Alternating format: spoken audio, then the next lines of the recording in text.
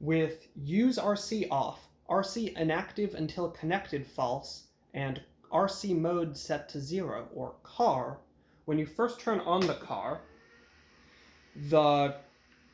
will not be able to be controlled by the kid.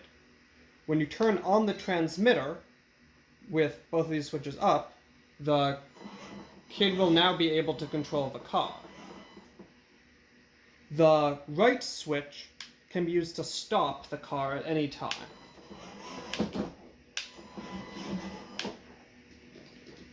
The left switch of the transmitter can be used to override and take control of the car remotely. In that mode, the kid's joystick is not able to be used. If the kid is controlling the car and the transmitter goes out of range or is turned off, the car will stop.